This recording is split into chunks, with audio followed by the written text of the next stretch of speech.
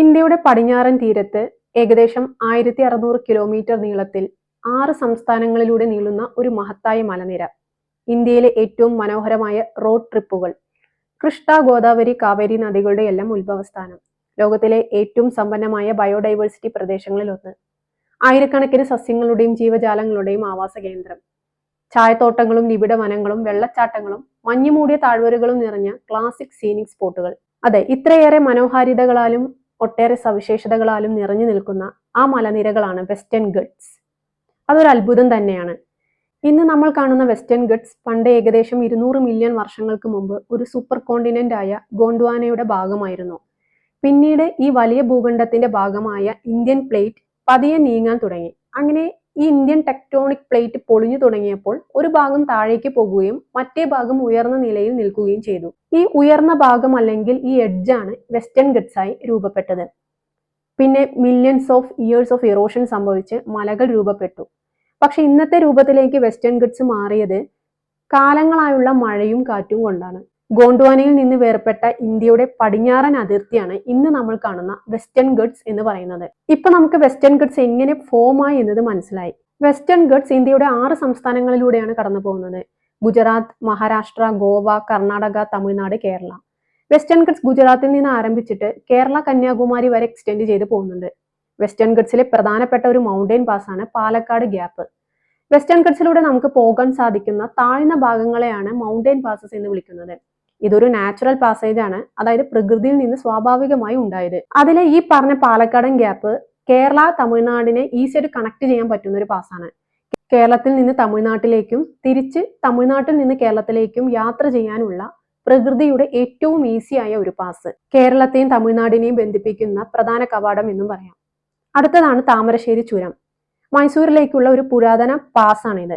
British ഭരണകാലത്തെ വികസിപ്പിച്ചെടുത്ത പാതയാണ് ഈ ചുരം. പണ്ട് മലബാർ തീരദേശത്തെ മൈസൂരിലേക്ക് കണക്ട് ചെയ്യാൻ വേണ്ടി ഉണ്ടാക്കിയതാണ് ഇത്. ഇന്ന് ഇതൊരു സീനിക് റോഡ് ട്രിപ്സ് ഹോട്ട്സ്പോട്ടായി മാറിക്കഴിഞ്ഞിരിക്കുകയാണ്. പിന്നെ ഉള്ളതാണ് ചർമാടിക്കെട്ട്. ഇത് കോസ്റ്റൽ കർണാടക ഇന്റീരിയറിനെ ബന്ധിപ്പിക്കുന്ന ഒരു പാസ്സാണ്. തീരദേശ കർണാടകയിൽ നിന്ന് അതിന്റെ ഉൾഭാഗങ്ങളിലേക്കും തിരിച്ചു പോകാനുള്ള ഒരു പാസ്സാണിത്. പണ്ട് മാംഗ്ലൂർ പോർട്ടിൽ നിന്ന് ഇന്റീരിയർ കർണാടകയിലേക്ക് ട്രേഡ് നടന്നിരുന്നത് ഈ വഴി ഉപയോഗിച്ചിട്ടുണ്ട്. പിന്നെ ഉള്ളത് അഗുംബെഘട്ട്. ഇതൊരു റെയിൻ ഫോറസ്റ്റ് റൂട്ടാണ്. ഇന്ത്യയിലെ ഏറ്റവും കൂടുതൽ മഴ ലഭിക്കുന്ന സ്ഥലങ്ങളിൽ ഒന്ന്. ഇതും കോസ്റ്റൽ കർണാടകയിൽ നിന്ന് മെയിൻലാൻഡിലേക്ക് ട്രാവൽ ചെയ്യാനുള്ള ഒരു പാതയാണ്. അഗുംബെഘട്ടിന്റെ ഒരു സ്പെഷ്യാലിറ്റി എന്ന് പറയുന്നത് കിങ് കോബ്രയുടെ ഹാബിറ്റാറ്റ് ഉള്ള ഒരു പ്രദേശമാണ്. അതുപോലെ നിബിഡ മഴക്കാടുകളാണ് അഗുംബെഘട്ടിനുള്ളത്. അടുത്തത് ബോർഗട്ട്, വടക്കുള്ള മറ്റൊരു ട്രേഡ് സ്പോട്ടാണിത്. വെസ്റ്റേൺ ഗട്ട്സ് ഒരു വലിയ തടസ്സമാണെങ്കിൽ അതിന്റെ പാസസ് പ്രകൃതിയുടെ നാച്ചുറൽ ഗേറ്റ്വേസ് എന്നാണ് അറിയപ്പെടുന്നത്. ചരിത്രപരമായി ഈ പാസുകൾക്ക് വലിയ പ്രാധാന്യമാണ് ഉള്ളത്. ഇന്നത്തെ ഗ്ലോബലൈസേഷൻ പോലെ അന്നും ലോകം ബന്ധപ്പെട്ടിരിക്കുകയായിരുന്നു. കടൽ തീരവും ഉൾനാടുമായുള്ള ബന്ധങ്ങൾ, ഫോറിനേഴ്സിന്റെ കച്ചവട താല്പര്യങ്ങൾ, സൈനിക യാത്രകൾ, ഇതെല്ലാം സാധ്യമായതും യാത്ര ചെയ്തതുമെല്ലാം ഈ പാസുകളിലൂടെ ആയിരുന്നു. വെസ്റ്റേൺ ഗട്ട്സിലെ റോഡ്സ് നമുക്കറിയാം സ്ട്രെയിറ്റ് റോഡുകളല്ല, കുറെ വളവുകൾ ഉണ്ടെന്ന്. ഷാർപ്പ് ടേൺസ് ആയിരിക്കും. പക്ഷേ ഈ ഷാർപ്പ് ടേൺസ് ആണെങ്കിൽ പോലും ഓരോ വളവിലും പുതിയ മനോഹര കാഴ്ചകളായിരിക്കും ഉണ്ടാവുക. അതുപോലെ താഴേക്ക് നോക്കുമ്പോൾ ഡീപ്പ് വാലി, അതിന്റെ ഒരു മനോഹാരിത വേറെ തന്നെ ഫീൽ തരുന്നതാണ്. ഓരോന്നും വ്യത്യസ്ത അനുഭവങ്ങൾ തരുന്നുണ്ട്. ഇതിലൂടെ യാത്ര ചെയ്യുന്ന ഓരോ യാത്രക്കാരനും പുതിയ ലോകത്തേക്ക് കൊണ്ടുപോകുന്ന ഫീലാണ്. ഇതിലൂടെ യാത്ര ചെയ്യുകയാണെങ്കിൽ ഏറ്റവും നല്ല എക്സ്പീരിയൻസ് നൽകുന്ന റോഡ് റൂട്ടുകളുണ്ട്. അതിലെ ഒരു റൂട്ടാണ് Munnar Valparai route. Route flow ഇങ്ങനെയാണ്: മൂന്നാറിൽ നിന്ന് മറയൂർ, ഉടുമൽപേട്ട് വഴി വാൽപ്പാറ. മറ്റൊരു റൂട്ടാണ് മൂന്നാർ വാൽപ്പാറ പൊള്ളാച്ചി റൂട്ട്. ഇതിന്റെയൊക്കെ പ്രത്യേകത എന്തെന്ന് വെച്ചാൽ 40-ലധികം ഹെയർപിൻ ബെൻഡുകൾ ഈ റൂട്ടിൽ നമുക്ക് കാണാൻ പറ്റും. അതുപോലെ ടീ പ്ലാന്റേഷൻസ്, വെള്ളച്ചാട്ടങ്ങൾ എല്ലാം കൊണ്ടും നല്ലൊരു സിനിമാറ്റിക് റൂട്ട് തന്നെയാണ് ഇത്. പിന്നെ ഉള്ളത് വയനാട് ബന്ദിപ്പൂർ കൂർഗ് റൂട്ട്. ഇതിന്റെ റൂട്ട് ഫ്ലോ വയനാടിൽ നിന്ന് സുൽത്താൻ ബത്തേരി ബന്ദിപ്പൂർ വഴി കൂർഗ്. മറ്റൊരു റൂട്ടാണ് വയനാട് ബന്ദിപ്പൂർ മൈസൂർ റൂട്ട്. നല്ലൊരു ഫോറസ്റ്റ് ഡ്രൈവ് എക്സ്പീരിയൻസ് ചെയ്യണമെന്നുണ്ടെങ്കിൽ ഈ റൂട്ട് നല്ലൊരു ഓപ്ഷനാണ്. ആനയും മാനുകളെയും ഒക്കെ വഴിയരികിൽ നമുക്ക് കാണാൻ പറ്റും. പിന്നെ ഇവിടെ നൈറ്റ് ട്രാവൽ റെസ്ട്രിക്ഷൻസ് കൂടി ഉള്ളതാണ്. അടുത്ത നല്ലൊരു റൂട്ടാണ് ചിക്മാംഗ്ലൂർ അഗുംബെ റൂട്ട്.